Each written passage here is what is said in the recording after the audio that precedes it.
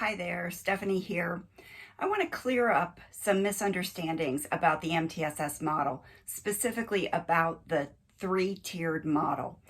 I hear teachers often using this phrase, which tier did the student fall into? And it always makes me stop and have this horrible image of students actually like falling into a tier. The tiers are not about students. The tiers are about systems of support for students. I think this concept of students falling into tiers represents a couple of common misunderstandings about MTSS that I want to try to clarify. First of all, the tiers don't represent students. I hear this expressed in another way.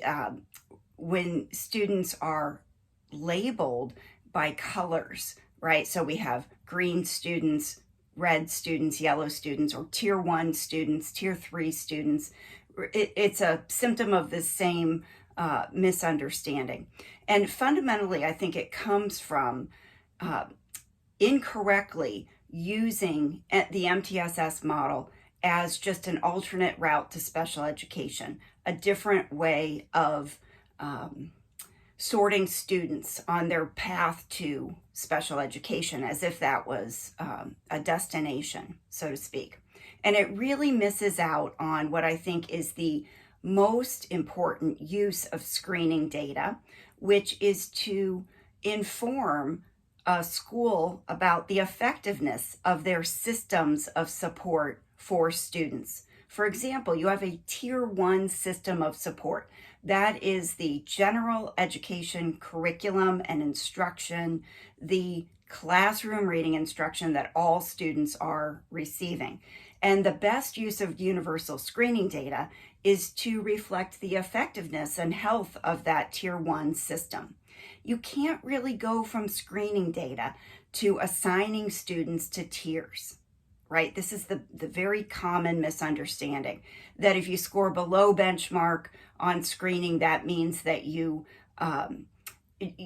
just get tier 2 support, for example. Or if you score well below benchmark, you go straight to tier 3.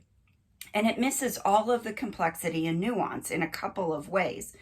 First of all, it's just more complicated than that. You can't go from just a score on screening to identifying students who need tier 2 or tier 3 support, especially if you're trying to use something like a composite score from a screener. You just can't do that.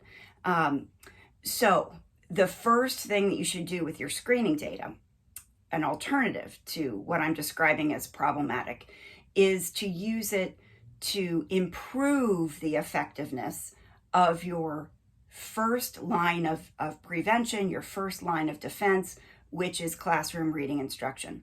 If you have more than 20% of your students who are at risk, you probably have too much need in your system, and you probably need to concentrate on reducing risk through the first way you teach reading in the regular classroom, where all students are spending most of their reading instructional minutes. Regular classroom reading instruction, getting that to be more lined up to the needs of students, which are identified by a universal screener, getting it to be more effective, getting it to be more matched to the student's needs in that grade level. Every student is a tier 1 student, even students who are on IEPs, with the possible exception of students with very significant cognitive and sensory impairments. That should be a very, very small proportion of students. Otherwise, everybody is getting tier 1 instruction. It should be very customized and very matched to the needs of the students in that grade level, using the screening data to make decisions about what to teach in whole group versus small group, and so forth. So that's the very best way to use screening data. The tiers are not about students. The tiers are about systems of support.